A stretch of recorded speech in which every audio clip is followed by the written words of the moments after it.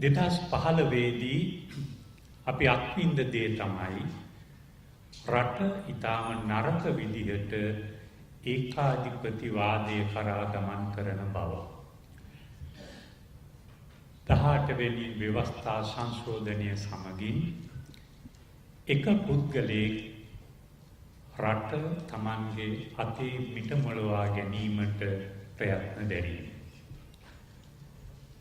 සෝබිත හාමුදුරුවෝ ලබා දුන් නායකත්වයට ඒකරාශී වුණා. ඒ අවස්ථාවේ මේ රටේ සියලු නීතිගරුක පුරවැසියෝ, විවිධ ජන කණ්ඩායම්, සමාජ සංවිධාන, වෘත්තීය සංවිධාන ඇත්ත වශයෙන්ම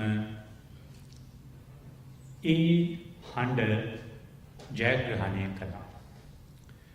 එපමණක් නෙමෙයි අපි පිළිගන්නට ඕනේ ඒ ජයග්‍රහණයෙන් අනතුරුව නීතියේ පාලනය ශක්තිමත් කරගන්නට පුළුවන් දේශපාලන ප්‍රතිසංස්කරණ ක්‍රියාවලියකට අපි අවතීර්ණ වුණා. යම් යම් අඩුපාඩු තිබුණා. 19 වෙනි ව්‍යවස්ථා සංශෝධනය කියන්නේ මේ රට ප්‍රජාතන්ත්‍රවාදී පාලනයක් මත යලි ස්ථාපිත කිරීමට ගත්ත සාධනීය ප්‍රයත්නයක්. විශේෂයෙන්ම ව්‍යවස්ථාදායක සභාව පිහිටුවීම, ස්වාධීන කොමිෂන් සභා පිහිටුවීම යනාදී කටයුතු. ජනාධිපතිවරයාට අභිමත විදියට විනිසුරුවරුන් ශ්‍රේෂ්ඨාධිකරණයට පත් කිරීමට තිබුණු හැකියාව ඇහිරුණා. ඒ වගේම රටේ වැදගත්ම ඉහළම තානාන්තරවලට ජනාධිපතිවරයාට අභිමත පුද්ගලයන්ව පත් කිරීමට තිබුණු අවකාශය ඇහිරුණා. ඒ විදිහේ අපි ප්‍රජාතන්ත්‍රවාදී පාලනයක් ශක්තිමත් කර ගැනීමට අවශ්‍ය වැදගත් දේශපාලන ප්‍රතිසංස්කරණ ක්‍රියාවලියක නිමග්න වුණා. මේ සභාවේ ඉන්න කවුරුත් දන්නවා ඒ දේශපාලන ප්‍රතිසංස්කරණ ක්‍රියාවලිය ශක්තිමත්ව ඉදිරියට ගෙන යාමට අවශ්‍ය දේශපාලන නායකත්වය නිසියාකාරව නොලැබුණු බව. ඒ ගැන පුන අපි කතා කිරීම අවශ්‍ය වන්නේ නැහැ. අනෙක් අභාග්‍යය තමයි 2015 දී සිවිල් පුරවැසියෝ හැටියට අපි රටට ලබා දුන්නු ප්‍රතිඥා අතර වැදගත්ම බරපතල ප්‍රතිඥාව තමයි දූෂිතයන්ට සහ අපරාධකරුවන්ට නීතිය ක්‍රියාත්මක කරනවා කියන එක. නීතිය ක්‍රියාත්මක කරනවා කියන එක. මේක තමයි වැදගත්ම පොරොත්තුව වුණේ. මේ රටේ මිනිස්සු තේරුම් අරගත්තා අපේ දුප්පත්කම වැඩි වෙලා තියෙන්නේ සීමිත පිරිසක් අසාමාන්‍ය ලෙස රාජ්‍ය ධනය සූරා කනවා, රාජ්‍ය දේපල අවභාවිත කරනවා.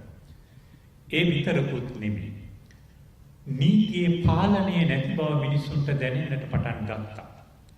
විශේෂයෙන්ම යුද්ධය අවසන් කරපු සරත් පොන්සේකාට අත්වෙච්ච ඉරණම, ශිරාණි බණ්ඩාරනායක මැතිණියට අත්වෙච්ච ඉරණම යනාදී දේවල් මත. අනෙක් පැත්තෙන් මිනිස් ජීවිතවල වටිනාකම පිළිබඳ ප්‍රශ්නය කාටත් දැනෙන්නට පටන් ගත්තා. මේ සන්ධ්‍යා නැඩිගොඩ මහත්මිය තමන්ගේ ස්වාමි පුරුෂයාගේ පින්තූරයේ ලය මත තියාගෙන විශාල අරගලයක් ගෙනිච්චා. ඒ සියලුම දේවල් වලට මිනිස්සු ඇහුම්කන් දුන්නා. ඒ සාධාරණීය යුක්තිය ඉටු කිරීමට අසමත් වුණා. මේ ක්‍රියාවලිය ඇතුලේ සිද්ධ වෙච්ච නරකම දේ තමයි බල අරගලයක් දියත් වීම හෝ දියත් කිරීම. ඒ බල අරගලය ඇතුලේ සිවිල් පුරවැසියෝ හැටියට අපි ලබපු විශාලම පීඩනය තමයි මාධ්‍ය නිදහස කියන එක සම්පූර්ණයෙන්ම දෙදරුම් කෑම. ඔබ කාටත් සිහිපත් කරන්නට පුළුවන් ඒ යහපාලන ආණ්ඩුව තිබුණු වකවානුව තුල සෑම දේශපාලන මතයක් දරන කෙනෙකුටම රාජ්‍ය මාධ්‍යවල පවා ඉඩකඩ ලැබුණා ඒගොල්ලන්ගේ අදහස් ඉදිරිපත් කරන්න. දේශපාලන සාකච්ඡාවලට සහභාගී වෙන්න, ඒ වගේම ඒ අයගේ මාධ්‍ය හමුවල ප්‍රවෘත්ති හැමදාම ප්‍රවෘත්තිවල විකාශනය කරන්න. එදා සහ අද තත්ත්වය කල්පනා කරලා බලනකොට අද ඒක සම්පූර්ණයෙන්ම නැති කර දමලා තියෙනවා. මේ විදිහට අපිට කරුණු කාරණා රාශියක් ගෙන හැර දක්වන්නට පුළුවන්. යහපාලනය තුල ජනතාවට උරුම කර දේවල් එක සැනින් අහිමි කර දැමීම. මේක ඊටාම බරපතල තත්ත්වයක්. අද මාධ්‍යවේදීන් පියටපත් වෙලා තියෙනවා. ඒ වගේම මාධ්‍ය ආයතන ජාතීන් අතර වෛරය පතුරවන න්‍යාය පත්‍රයක වැඩ කරනවා. මේවා සාධාරණීකරණය කිරීමේ ක්‍රියාවලියකුත් ඒත් එක්කම සිද්ධ වෙනවා. අපිට පෙනෙනවා මේ යන ගමන ඒ තරම් යහපත් ගමනක් නොවන බව. යහපත් ගමනක් නොවන බව. ඒක තේරුම් ගන්න හොඳම සාධකය තමයි විධායක ජනාධිපති පදවියේ බලතල එහෙම් පිටින්ම තිබෙද්දී මහින්ද රාජපක්ෂ මහතා කටයුතු කළ ආකාරයට වඩා වෙනස් ස්වරූපයකින් වර්තමානයේ ජනාධිපතිවරයා කටයුතු කිරීම. ඇත්ත වශයෙන්ම මේ මොහොත වෙනකොට අපි දන්නවා නීතියට අනුව ජනාධිපතිවරයාට අමාත්‍යාංශයක් දරන්නට බලයක් නැහැ. 19 වෙනි ව්‍යවස්ථා සංශෝධනයෙන් පාර්ලිමේන්තුවයි ශක්තිමත් කරලා තියෙනවා. ඒක මේ රටේ නීතිගරුක පුරවැසියෝ ඉල්ලා සිටපු අපේක්ෂා කරපු දෙයක්. ඒත් අද තත්ත්වය කුමක්ද? සියලු දේවල් හසුරුවන්නේ ජනාධිපතිවරයා. ජනාධිපති කාර්ය සාධක බලකාපත් කරමින් සියලු අමාත්‍යාංශවල බලය ඒකරාශී කරගෙන තියෙනවා. මේ නෛතික අවකාශයක් නැති සන්දර්භයක් තුල එළඹෙන මැතිවරණයේදී ඉල්ලා සිටින්නේ මොකක්ද?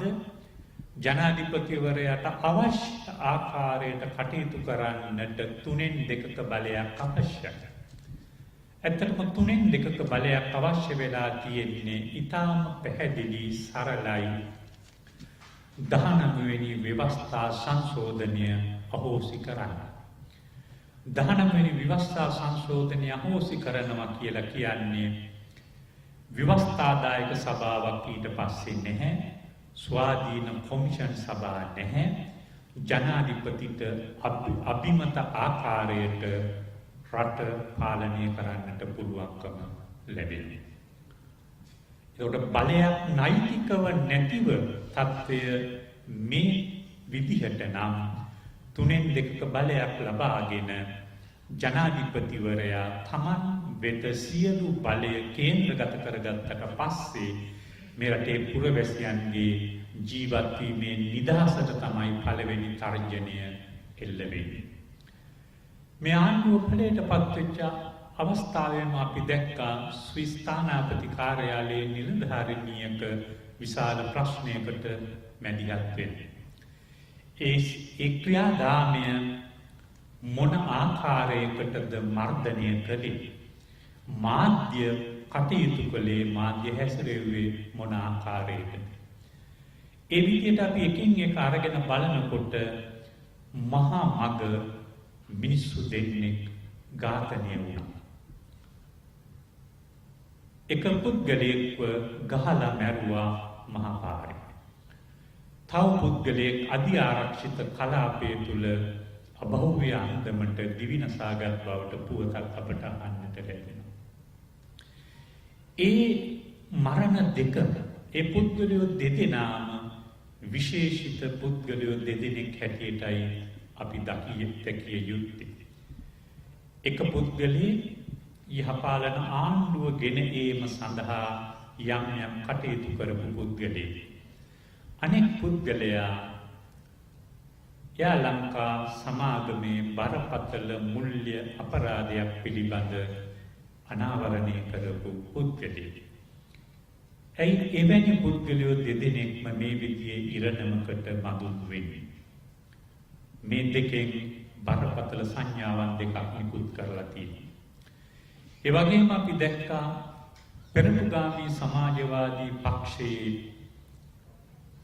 කිසියම් විරෝධතාවක්, නිහඬ විරෝධතාවකට මොන ආකාරයටද මර්ධනය ක්‍රියාත්මක කළේ කියලා.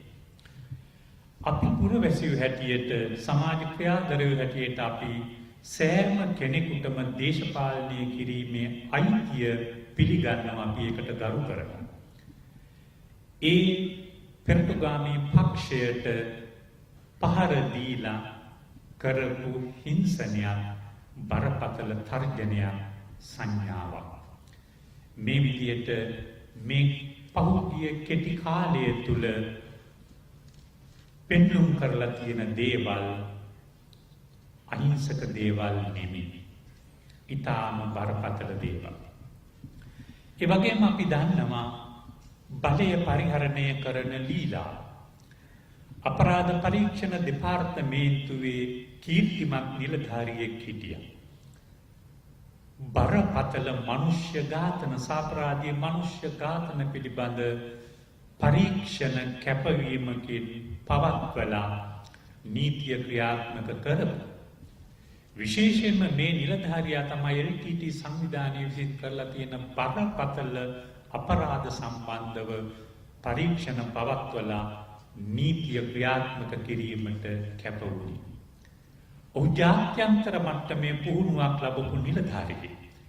ලංකාවේ ඔහුට සමාන කරන්නට පුළුවන් තවත් කී දෙනෙක් ඉන්නවද කියලා දන්නේ නැහැ. දැන් මේ පුද්ගලයා තාත්වික ඉරණම මොකක්ද? සහේතුකව ඔහුගේ වැඩ තහනම් කරලා තියෙනවා. විවස්ථාදායක සභාව නියම කරලා තියෙනවා ඔහුට වැටුපෙන් භාගයක් ගෙවන්න කියලා.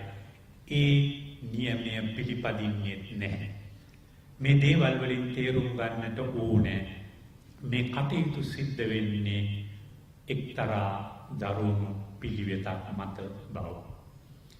අනෙක් කාරණාව තමයි අධිකරණය පිළිබඳව දක්වන ආකල්පය. යහපාලන ආණ්ඩුවට රතු නිවේදන නිකුත් කරලවත් ගෙන්වා ගන්නට බැරුව හිටි පුද්ගලයෙක් මේ ආණ්ඩුව බලයට පත් වුණාට පස්සේ ලංකාවට සැපත් වුණා. ඔහුට වහාම කැප ලැබුණා. ඔහු දැන් ආණ්ඩුවේ වේදිකාවල පෙනී සිටිනවා. ඒකෙන් පෙන්눔 කරන්නේ කිසියම් සංඥාවක්. ඔහු පවසන්නේ මොකක්ද? මම දැන් සම්පූර්ණයෙන්ම නිදහස් බල සම්පන්න පුද්ගලයෙක් බවයි. එතකොට අපිට හිතා ගන්නට පුළුවන් මේ අධිකරණ ක්‍රියාමාර්ග වලට අත්වන ඉරණම කුමක් විය හැකිද කියලා. ඇත්ත වශයෙන්ම අපි කල්පනා කරලා බැලුවොත් 2015 පස්සේ මේ රටේ අධිකරණය ඉතාම නිර්භීත තීන්දුව ගත්තා. පළවෙනි වතාවට විධායක ජනාධිපතිවරයා ව්‍යවස්ථාව උල්ලංඝනය කළාය කියලා තීන්දුවක් දුන්නා සත්පුද්ගල විනිසුරු මඩුල්ල. කුමන්ත්‍රණ ආණ්ඩුව නීතියෙන් පරාජය කළා. ඒ යහපාලනය තුල අධිකරණය ඉහළට ඔසවා තැබීම නිසා. ඒ තත්ත්වය ආරක්ෂා කර ගැනීම අපේ පරම වගකීමක්. ඒක මොන ආකාරයකින් හෝ 19 වෙනි ව්‍යවස්ථා සංශෝධනය අහෝසි කරලා නැති කර දමනවා නම් මේකට මේ රටේ නීතිගරුක පුරවැසියෝ පෙළ ගැසිය යුතුයි. ඒකෙන් අපිට පෞද්ගලික වාසියක් නෙමේ ලැබෙන්නේ රටේ නිදහස සහ ප්‍රජාතන්ත්‍රවාදයේ වෙනුවෙන් අධිකරණයේ ස්වාධීනත්වය අවශ්‍යයි. සෑම පුරවැසියෙකුටම අවසානයේ යන්නට තියෙන ඉහළම ස්ථානය තමයි ශ්‍රේෂ්ඨාධිකරණය. ශ්‍රේෂ්ඨාධිකරණයට ජනාධිපතිවරයාට අවශ්‍ය පුද්ගලයන්ව පත් කරන්නට පුළුවන්කමක් ලැබුණොත් කවර ඉරණමක් දත්වන්නේ. චිරානි බණ්ඩාරනායක මැතිනිය නිරපා හැරලා පටන් ගත්ත කටයුතු මම හිතන්නේ අපි කාටවත් අමතක නැහැ. තව එක කාරණාවක් අවධාරණය කරන්නට කැමතියි.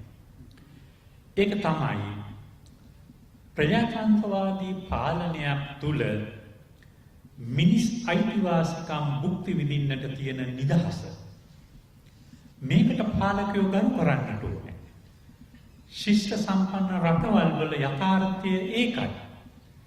අද අපට පෙනෙනවා ඒ මූලික මිනිස් වටිනාකම් වලට මිනිස් නිදහසට තියෙන ඉඩකඩ විවිධාකාරයෙන් හසුරන තත්ත්වයක් තිබෙන බව. රාජ්‍ය යාන්ත්‍රණය ගොඩනැගිලා තියෙන ආකාරය තුල මිනිසුන්ව බීතියට පත් කරන බලව්‍යුහයක් තමයි විද්‍යමාන වන්නේ. මේක අපි ශක්තිමත් කරනවද? ශක්තිමත් කරගන්නට අපි ඉඩ හරිනවද? එහෙම නැත්නම් නීතියේ පාලනය ස්ථාපිත කර ගැනීම වෙනුවෙන් අවශ්‍ය පියවර අපි ගන්නවා. සෑම අවස්ථාවකම පාලකයෙක් බලය තමන් සන්තක කරගත්තාම ඒක අත්හරින්නට සූදානම් නැහැ. ලංකාවේ දේශපාලන ඉතිහාසය තුළ මේක අපි අත්විඳලා තියෙනවා. එහෙත් තිබුණු වැදගත්ම දේ තමයි මහ ජනතාවගේ පරමාධිපත්‍ය බලය ක්‍රියාත්මක කිරීමට තිබුණු අවස්ථාව. ඒ පරමාධිපත්‍ය බලය ක්‍රියාත්මක කිරීම නිසා සෑම දරුණු පාලකයෙක්ම පරාජය කරන්නට ජනතාවට හැකියාව ලැබුණා. ඒක ජනතාවගේ වරප්‍රසාදයක්, ජයග්‍රහණයක්.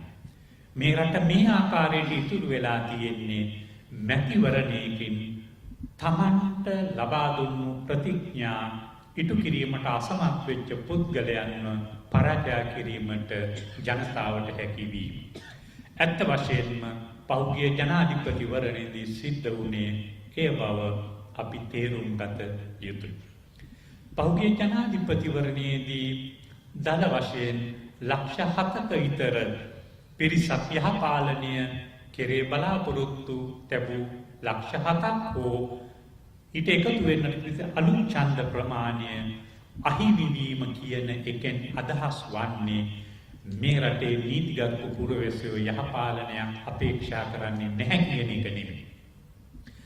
යහපාලනය කියන එක අවඥාවට ලක් කිරීම කියන ක්‍රියාවලිය ඇතුළේ දේශපාලන බල අරගලයක් ක්‍රියාත්මක වුණාට ශිෂ්ට සම්පන්න රටකට අවශ්‍යයි ඇත්ත වශයෙන්ම යහපාලනයක්.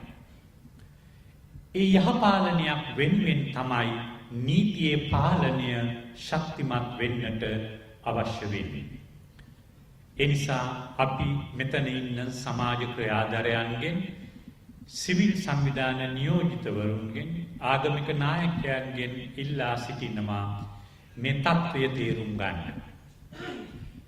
අපි ඉන්නේ මැතිවරණයක් දොරකඩ. මේ මැතිවරණයේදී අපි ගත යුතු ස්ථාවරය කුමක්ද? හැකිතා විපක්ෂ බලයක් ශක්තිමත් වෙන්නට ඕනේ. පාර්ලිමේන්තුව තුල හඬ නගන්නට පුළුවන් මහජන නියෝජිතයෝෙහි නියෝජනය වන්නට ඕනේ. 3/2ක බලයක් ලබා ගන්නට දරන්නා වූ උත්සාහයන් පරාජය කිරීම කියන එක තමයි සියලු නීතිගරුක පුරවැසියන්ගේ පරම වගකීම සහ යුතුයකම වන්නේ. බලය අසාමාන්‍ය ලෙස මිටමොලවා ගැනීමේ ආනිසංස අපි ඕනතරම් අත්විඳලා තියෙනවා. අපි ඒකට යම්කිසි ආකාරයකට නෛතික රාමුවක් ඇතුලේ තිතක් තියාගත්තා. ඒක රටේ සාමාන්‍ය ජනතාවට ඒ තරම් සංවේදී නොවන කාරණාවක් වුණා. 19 වෙනි ව්‍යවස්ථා සංශෝධනය ආරක්ෂා කර ගැනීම කියන එක